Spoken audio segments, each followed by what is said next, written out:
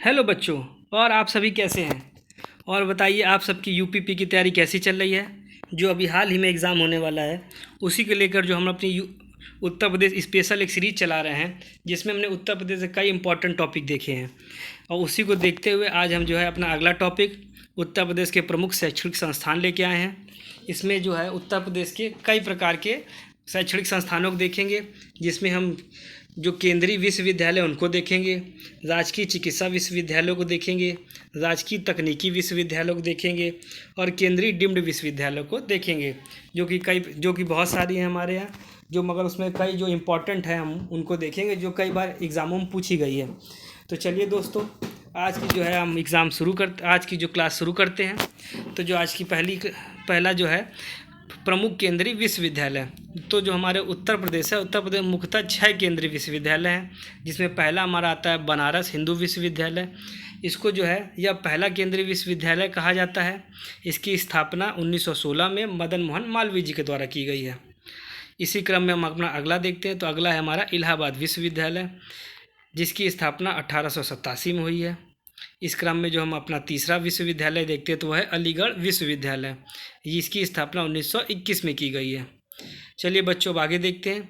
जो हमारा अगला विश्वविद्यालय है डॉक्टर भीमराव अम्बेडकर विश्वविद्यालय, जो इसकी स्थापना 1989 में हुई है।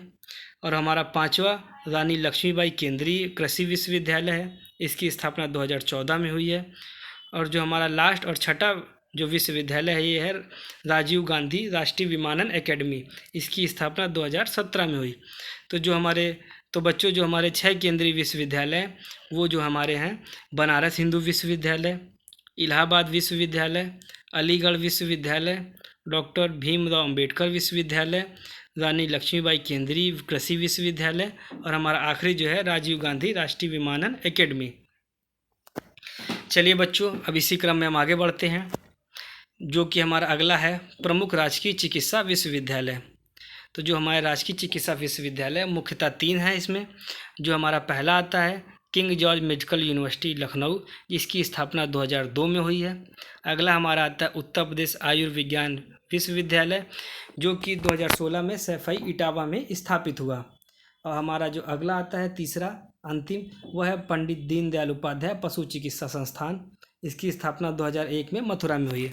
तो जो हमारे राजकीय चिकित्सा विश्वविद्यालय हैं ये हैं king George medical university, Uttar Pradesh आयुर्विज्ञान विश्वविद्यालय और अगला हमारा जो लास्ट है पंडित दीनदयाल उपाध्याय पशु चिकित्सा विश्वविद्यालय।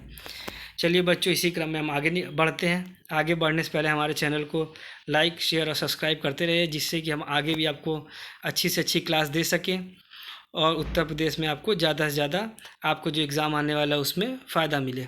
हमारा अगला आता है, इसमें हमको लग रहा है टाइपिंग मिस्टेक हुई है। जो हमारा ये जो विश्वविद्यालय हैं इनकी जो लिस्ट है ये है राजकीय तकनीकी विश्वविद्यालय हैं। ये चिकित्सा ना होकर राजकीय तकनीकी विश्वविद्यालय हैं। तो ये जो राजकीय तकनीकी विश्वविद्यालय है यह क्रमशः जो है, जो पहला हमारा जो राजकीय तकनीकी विश्वविद्यालय है यह है doctor APJ Abdul Kalam university, जो कि लखनऊ में स्थापित हुई 2000 में। तो जो हमारा राजकीय तकनीकी जो विश्वविद्यालय जो पहला है APJ अब्दुल कलाम यूनिवर्सिटी लखनऊ 2000 में स्थापित हुई। अगली हमारी आती मदन मोहन मालवीय प्रौद्योगिकी विश्वविद्यालय, इसकी जो है स्थापना गोरखपुर में 2013 में हुई है। इसके बाद हमारा अगला आता है HBTI विश्वविद्यालय, यह कानपुर में 2016 में स्थापित हुआ। तो जो हमारे तकनीकी विश्वविद्यालय हैं इनमें से जो हमारा पहला है doctor APJ Abdul Kalam university, हमारा अगला आता है मदन मोहन मालवीय प्रौद्योगिकी विश्वविद्यालय और फिर आता है HBTI विश्वविद्यालय। चलिए बच्चों, अगला अब हम देखते हैं। अगला हमारा है प्रमुख केंद्रीय डीम्ड विश्वविद्यालय। तो जिसमें पहला हमारा आता है भारतीय पशु चिकित्सा अनुसंधान संस्थान, यह इज्जत नगर बरेली में है।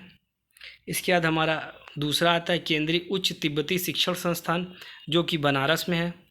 उसके बाद हमारा तीसरा आता है राष्ट्रीय सूचना प्रौद्योगिकी संस्थान, जो कि झलवा प्रयागराज में है।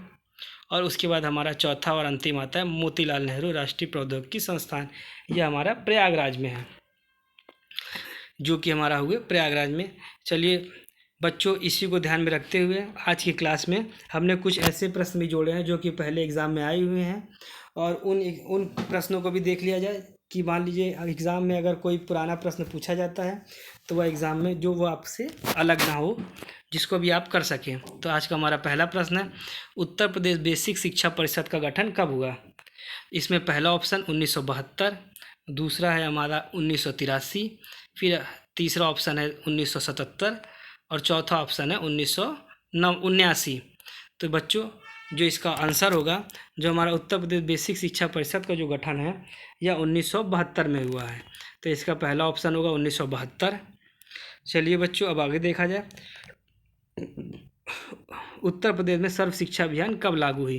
तो जो उत्तर प्रदेश में सर्व शिक्षा अभियान है, इसका पहला ऑप्शन है 2001-2002 में, ऑप्शन 2 है 2004-2005 में, ऑप्शन 3 है 2008-2009 में और ऑप्शन 4 है 2007-2008 में। तो जो हमारा सर्व शिक्षा अभियान जो चला था ये 2001-2002 में चलाया गया था। अभी आपका जैसे एग्ज़ाम जल्दी होना है, अगर एग्ज़ाम में कुछ समय और बचा होता तो इसको आप पूरा डिटेलिंग से आपको बताया जाता, मगर आप समय की कमी को देखते हुए आपका जल्दी से जल्दी ख़त्म कराया जा रहा।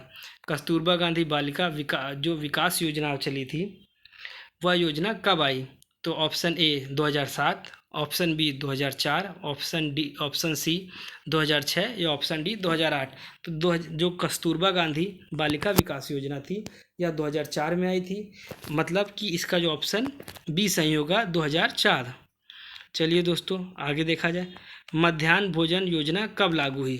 तो मध्याह्न भोजन योजना जो है, ऑप्शन ए 1990 में, ऑप्शन बी 1984 में, ऑप्शन सी 1979 में या ऑप्शन डी 1995 में।